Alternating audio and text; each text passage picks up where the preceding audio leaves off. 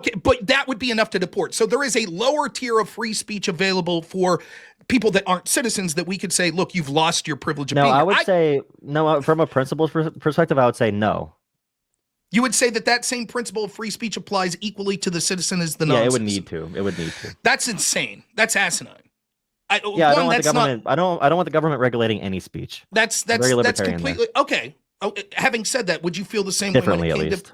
Okay, so then you were against pro-life protesters that were locked up for protesting abortion clinics.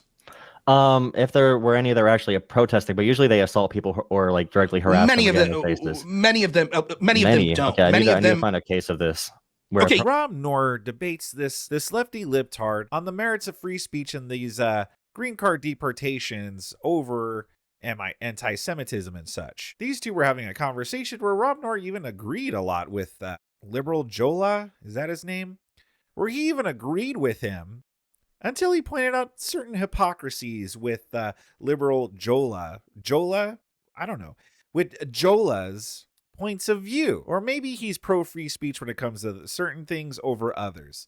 Let's see Rob Noerr completely corner Jolah over the topic of free speech. I think that it's okay for Donald Trump to take political prisoners on behalf of Israel. For their speech. For all the immigrants being their visas being revoked on behalf of from their speech. Right now, the State Department going through with no masks on, or with masks on, sorry, and unmarked vehicles, going in and tearing through these peaceful communities to take people into vans to ship them off to Louisiana on the basis of their speech. Because in my opinion, that's a really big thing to worry about. Okay, so I will answer this question, right? First off, there's two different ways to look at this. There's the legality of it and the morality of it. I'll actually give you what you want. One of the things I've criticized Trump for heavily, I'm for defunding all of these universities. But if you're going to selectively do it, I think that what's occurring right now, if we're honest, is it's being done on the basis of protecting one country from their feelings being hurt, which is Israel. And I think it's despicable. And I think that it is something that we need to have a bright line for, to have an exact framework for when we're allowed to revoke visas, when we're allowed to revoke sort of student visas and things of that nature.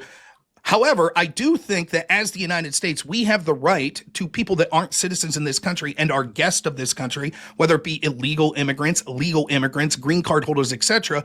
We do have a right to say, if these people are antithetical to the United States, we could kick them out. That's different than sending them to prison. The due process isn't the same when it comes to having the right to continue to be a guest in the country. But having said that, I think that it is clearly being selectively applied on the basis of Israel, and it's something that I've criticized Trump over and over. The first person that got deported, Khalil, I forget his last name. You know who I'm talking about, though?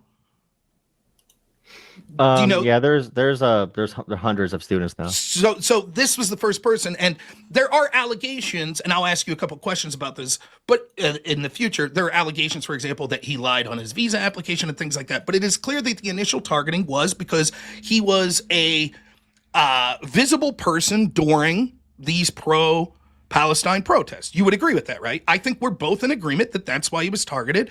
And I don't think that rises to the level of why we should be revoking someone's visa. But can I ask you a couple questions about this? Oh, you go ahead. You can. About this, or do you want to go? Because I was going to let you answer another question about lockdowns. Because I have one question about that. We could go back to lockdowns, but while we're on this topic right now, so the question I'll ask you is, do you think the United States has the right to deport people that maybe didn't commit a crime, but we think are antithetical to the United States? For example, let's take this. If they're burning an American flag and saying death to America, free speech in the United States, me and you have the right to say that as citizens, but should we have the right to deport someone who's not a U.S. citizen that says that? So this is an issue for me with like Congress, for example, because Congress is essentially in a cult-like mentality right now. So on the tariffs, on other powers Congress should have, they could pass laws or at least make their stance known on these issues, but they can't disagree with anything like Trump does. So it's really hard for me because if you want to use legal justification, if the Secretary of State can say like, oh, I want to revoke a visa, then okay. The normal standard would be you give like a 30-day notice, like your visa has been revoked, and leave the country by this date. There should never be an instance where there's masks on and they're going to a university with an unmarked van and just like rampaging through communities. Like there might be an issue eventually if they go to a more conservative area, maybe, and they want to use their Second Amendment right. How do they know they're federal agents taking this poor girl into a van? So when it comes to this issue right now, I think the checks and balances of our government in general, our constitution, but also just our government, it just is not functioning because you can't really question the leader. And the same thing with tariffs. They can rip across our communities and whatever. And Republicans, they're giving minor pushback with like Rand Paul and a couple others. But I think there's an issue right now with the Republican Party where it's valueless. It really gets just follow dear king. And that's really my biggest concern. Yeah, you just follow your king. Yeah, gee, that's really real world stuff. The thing, I've heard this before about like vans, like they're in masks and vans and they're just like kidnapping these deportees off the street to take them so they could get deported. I haven't seen any concrete reports on this. I haven't even seen anything shared on like social media or anything like that. But from what I've been able to like look up, there's been no concrete evidence that that's like going on, at least that it's rampant or something like that. Like there have been instances where ICE have like detained someone when they're in their street clothes, but in terms of like masks and vans and stuff, I haven't heard about that. So I don't know what he's talking about. Like, I don't know what they're talking about with this.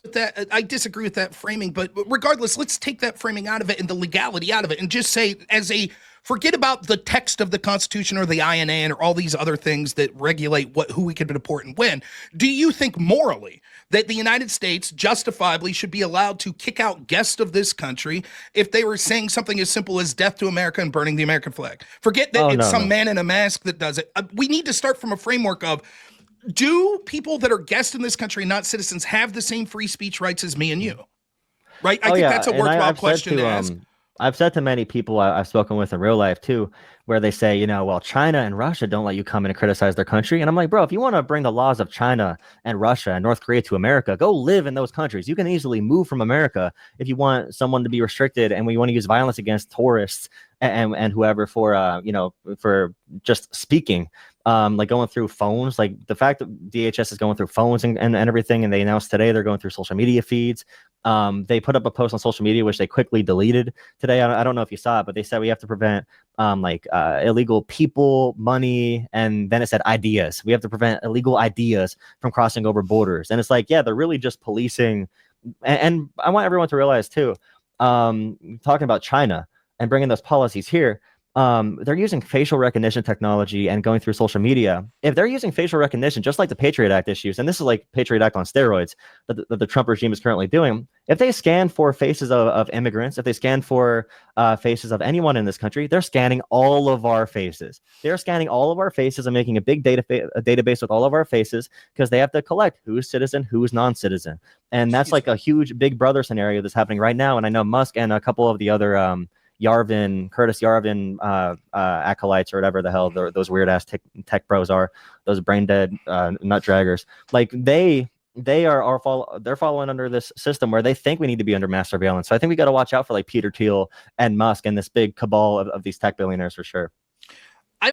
Yeah, I mean, if you want to talk about Big Brother, like how did they find all the people involved in January 6th, like the ones they arrested? How did they find those people? I mean, if you want to talk about Big Brother, that's against actual citizens. And yet they were able to locate them. See how that was like, I'm not saying what you said there is true or not. I'm not like, it didn't seem to be an answer to the question at all. Like the question's pretty simple. We're just talking about like sort of philosophical principles of how a country should operate. Are you saying that yes, citizens of this country have the exact same free speech rights as guests of this country? And so, because we both agree, as a United States citizen, we both have the First Amendment where we can say death to America. We should be able to say that, and we shouldn't be locked up for that. That's not a crime, correct? You agree with that portion. So should we, as a country, be allowed to kick out people that we bring in on a visa that say death to America? I hate America. They're going to rallies saying, I hope America dies. Or I'm pro-ISIS. I think that ISIS is good. Should we have the right to kick those people out? Or, much like an American citizen, do they have the right to say that with no punishment? Yeah, it's interesting there too, because if you have like someone who's an immigrant or a tourist and they're literally chanting "Death to America" marching through the streets, then you can have a sympathetic attitude where it's like, hey, why are we like, why is this person just like, it sounds like they're threatening people. So you could have a process for that possibly, but I don't think anything should be done unilaterally from one government official making a decision. Well, okay, so I just am trying to get to a baseline. So you would say there could rise a level where speech that would be considered legal speech just for like any speech, yeah. Okay, but that would be enough to deport. So there is a lower tier of free speech available for people that aren't citizens that we could say, look, you've lost your privilege of being here. I would say no. From a principles perspective, I would say no. You would say that same principle of free speech applies equally to the citizen as the non-citizen. Yeah, it would need to. That's insane. That's asinine. I don't want the government. I don't want the government regulating any speech. That's completely okay. Oh, having said that, would you feel the same differently way? At least. Okay, so then you were against pro-life protesters that were locked up for protesting abortion clinics. If there were any that are actually protesting, but usually they assault people or like directly harass many them. Many of them don't. Okay, I need to find a case of this. Okay, you want me to find a case where someone was arrested that didn't physically assault? Okay. Well, at least like didn't like spit in someone's face or like get in their face or Well, get in face? What does that mean? Like spit in their face or harass them. I think harassment counts too, and stalking if that happened. Okay, but what if it wasn't? If it was just if there was someone that was locked up that just because I believe you could disagree with me if you want. We could look this up. I believe the law says that you can't be verbally dissuading people from abortions or criticizing abortions within certain footage areas of abortion clinics. You would be against that law. I'm okay with that law for the protection of the other person's right to not be walking into the doctor and have some crazy screaming at them. But you acknowledge that that's an imposition on their free speech. I think it's actually infringing on someone else's personal rights. But that's true, but you would also be an infringement on their free speech. I don't think that someone should be in front of any doctor's office yelling at you about your health decisions. That would be harassment. That would be targeted harassment. You just previously said you always support free speech. You're pro free speech. Now you're saying I support the same rights for citizens and non-citizens. I don't mean I support literally to cause the violence, of course. Anything that would not be covered under our legal definition of free speech in our court cases, I would not say. So in this particular example, you think that curbing their free speech is a net benefit because the harm that they inflict by other people having the right not to hear that while they're going in to get an abortion outweighs their free speech right. I think I think there's a reasonable amount of preventing harassment that is definitely justified there to protect the other person's rights. Well, I think that shows that you're not someone who would be anywhere near sort of a free speech absolutist. And I'm just going to be honest with you. You know the laws are though. Please, just let me finish. I'm not being very wordy here, right? I'm just going to be honest with you. I'm not calling you names or anything, but I heavily think that the reason that it seems that you've sort of done almost a 180 on free speech in this short period of time is because it aligns politically with your message. You're probably someone who's heavily pro-choice, and so you don't have a problem with locking up people or having laws of not allowing people to protest in abortion clinics. But if someone said, well, we're going to have a law that says that you can't support a terrorist organization like Hamas, you would have a big problem with that. You would say that's outrageous. That's a violation of their free speech.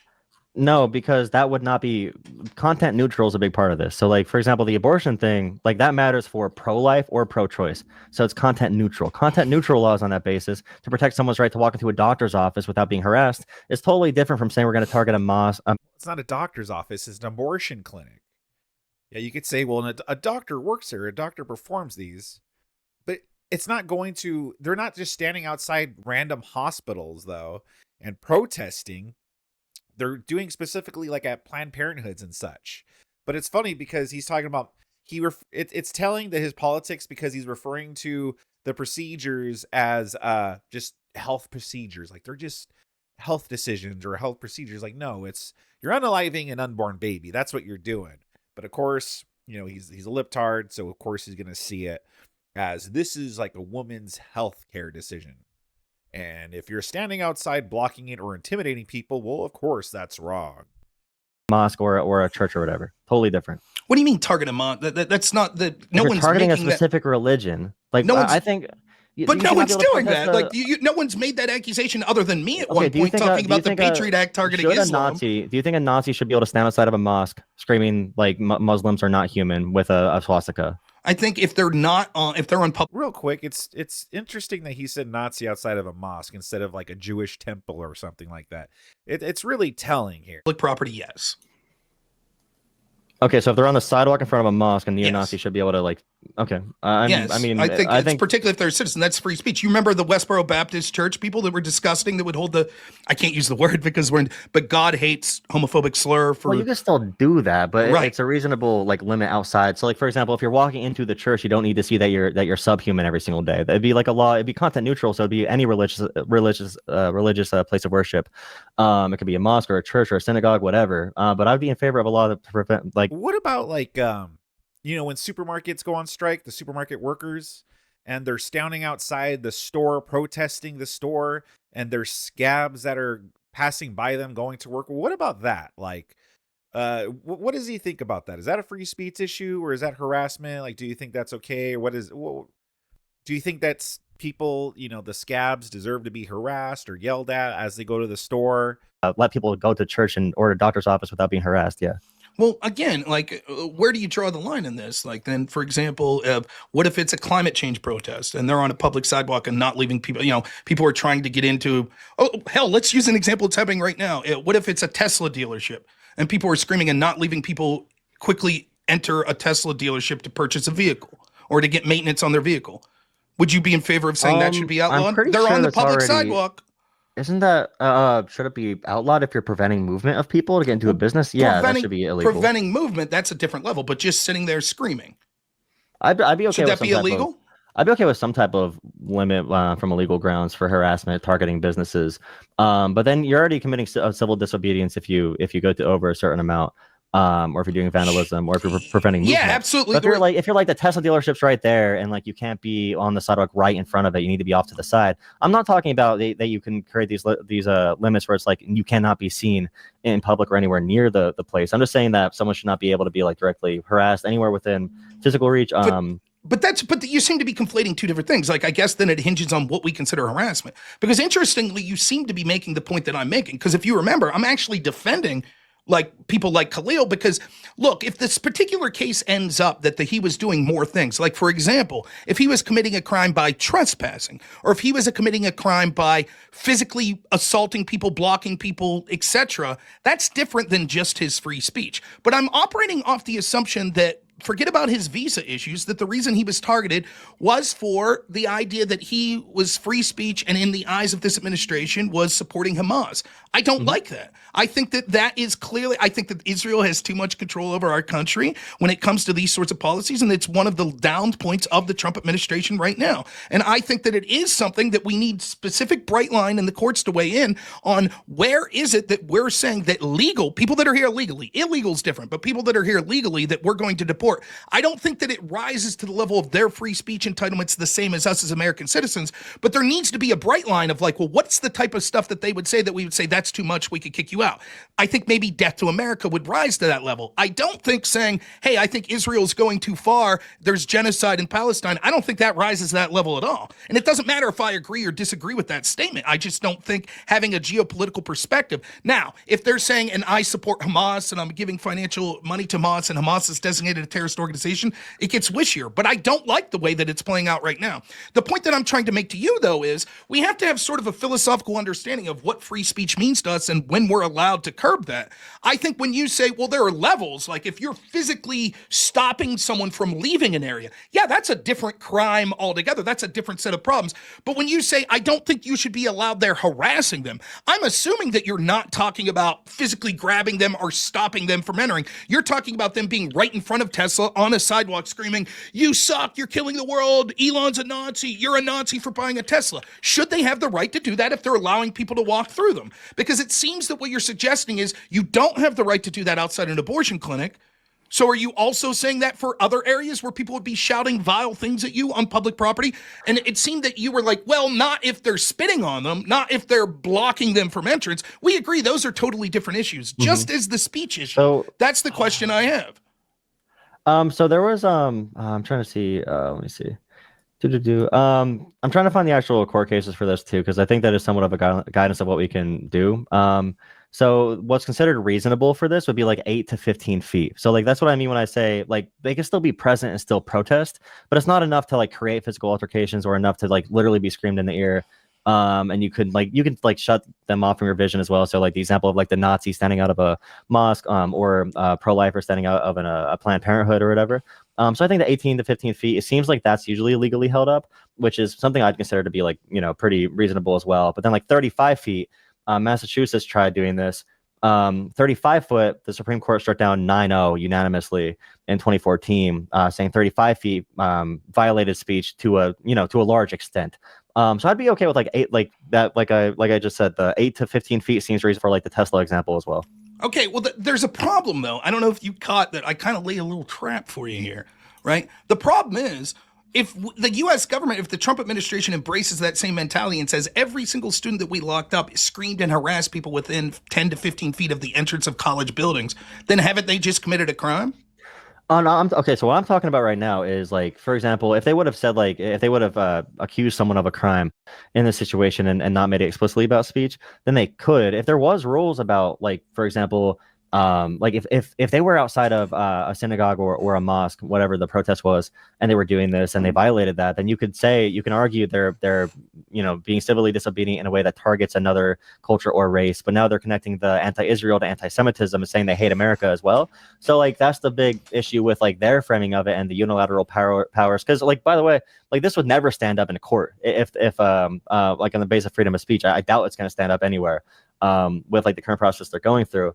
But if what you just said was like, if what you just said was a law, if it was a law that they couldn't be within 8 to 15 feet or whatever, and they were like literally standing in front of the door and shouting slurs at someone and harassing someone, then that's a little bit different. But it's also just a general protest to a foreign country that we fund and protesting a war that they're doing. So it's different than now, like protesting the person's identity in front of you. Let's be honest. Many of these protests weren't just people saying, hey, we're just criticizing Israel. There were certainly things that were being said that could reasonably be construed as anti-Semitic. And there's a lot of people that seem to be reasonable that are of Jewish orientation that said that they not only felt harassed, but felt intimidated. So you get into murky waters when you're like, well, I think that this sort of language is okay. But once it enters the area of like 7 to 15 feet, then I don't think it's okay. And just saying, well, if it was a crime, that's one thing. Well, that's not going to really help you, because I think you're actually wrong when you're looking at the legality of this, because my understanding of reading some of these policies is deportation is not considered a punishment. And sort of the way that like the INA is written said is we could basically deport people for any reason, that they're here at our privilege. And so like some of the reasons are like pretty vague. And so if someone I could don't make like that. That may be fine. You may not like it, but if you are embracing this idea, and if your idea that you're embracing here would be embraced by sort of the Democratic Party as a whole, theoretically, which is, you could shout harassing stuff, whatever, that makes people feel that they're being harassed, as long as it's outside of 15 feet. But once it enters inside of 15 feet, well, I think that's different. I think that there should be a law against that. Well, the thing is real quick, I promise. You're going over so many points here. You're kind of demonizing me in the process. And we could prove that these people were. What did he say? He said you're kind of demonizing me in the process.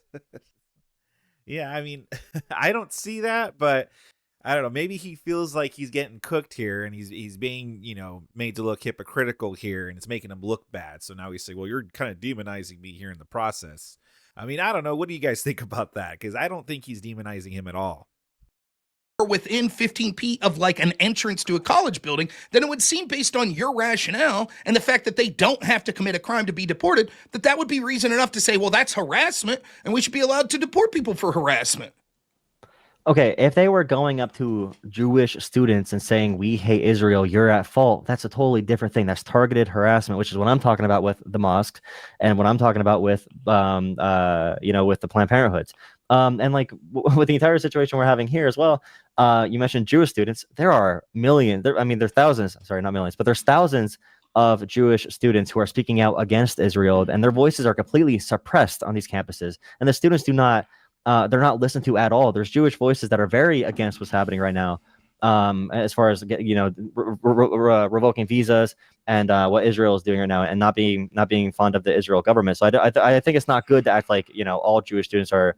I'm not acting like that at all. He never said all Jewish students feel this way. He just said that there are Jewish students that feel unsafe around these protests and stuff and feel like they're targeted. He didn't say all Jewish people feel this one way. I think that honestly, it's quite stark to me. I've personally been on campuses, particularly in the debate community, where I have been harassed for being white. No one gives a shit about that. Like, you ain't gonna see the Trump administration deporting people for that. You can continue to have curriculum to talk about the problems of whiteness. That ain't going to lead to anybody being deported. So I think that there's a problem with this. I think that it is clear that Trump has a strong relationship with the nation of Israel, and that there were people legitimately that felt threatened by a lot of these protests that were Jewish, but there's an awful lot of more people that want to make excuses for any valid criticisms of Israel as being anti-Semitic. And they will stretch the law and stretch their influence they have in order to make sure that it's highly punishable. I think even more troubling than a lot of this stuff is a lot of the like sort of hate speech laws and the way it's written that you see being suggested by Republicans all around this country that say certain things that you would say would be considered anti-Semitic that I think are legitimate protests. I thought it was ridiculous when it was it Ilhan Omar that said about AIPAC, it's all about the Benjamins? And everyone was like, well, that's anti-Semitism. I disagree. You're talking about one of the successful lobbyist groups in our country who's clearly using their money and influence to influence the United States, and you're saying that it's racist and bigoted to mention that it's about money to them? Of course it is. It's not because they're Jewish. The fact that Jewish people might have that stereotype that, oh, if someone criticizes me about money, it's because I'm Jewish. No, maybe it's because I think you're doing bad things with money. It has nothing to do with your ethnicity. So I'm in agreement with you that I actually have big problems with the way this has been done. Now, this conversation's separate from illegals. We should be able to kick any illegal out at any point whatsoever because they're not here legally. I don't give a shit if the reason we give for that is they're criticizing Israel or not. But it's a different question when it comes to people that aren't citizens with legal status. I would like to see some sort of bright line. I'm probably closer to saying, yes, I'm okay with deporting certain people for certain language, but I would like to see exactly what the government is saying. This is the line that if you go over this language, we can deport you. But I think you're directionally correct that the reason that these people are being targeted is because they're criticizing Israel. And I have a massive problem with that. And I've said so, not just on my show, but I don't know if you know, like this lawyer I debate all the time, Pisco. We had a big conversation about this like 2 weeks ago, where I talked all about this. You can find it at my channel. So your pushback that I'm not going to talk about this because I'm only pointing out that a lot of people like Pisco that are talking about this authoritarianism like you were perfectly fine with what I think is objectively far more egregious authoritarianism that we've seen in past administrations. I mean, good on Rob Noerr for at least calling out the hypocrisy here. See, this is the thing about these liberals is that they've been freaking out for the last 8 years or so, is that why should we listen to them now? My suggestion is start working on some actual hardcore, like an actual foundation of morals and ethics. You can't say, well, I'm concerned about the deportation of these people because of their free speech, when in reality, you haven't been supportive of free speech all these years. You guys aren't absolute free speech absolutists. In this conversation, this dude right here is all like, well, yeah, I mean, if you're standing outside an abortion clinic, well, then no, you shouldn't, then you should, that's not right, because someone should be able to go in there without being harassed. He sees it as harassment. I mean, but what if it was just them standing at the reasonable length that they do? But if we were to start cracking down on like the Tesla protesters and such, well, I'm pretty sure then it would be a free speech issue. Or what about the environmentalists that block the roads and such? Like, I know you're actually blocking people, but I mean, you have like people like Bill Burr, for instance, who gets more mad at the police for cracking down on this than the people that are actually like in the middle of the road. This was a pretty good conversation, though. Like I said, good on Rob Noerr for calling him out on his hypocrisy. What did you guys think about this? Sound off in the comment section below. Give that like button. Give this video a like if you liked it. And if you really liked it, if you like seeing more of Rob Noerr, that rhymes. I got more content for you on the screen as well as on my channel, along with many more debates very much like this that I think you'll enjoy.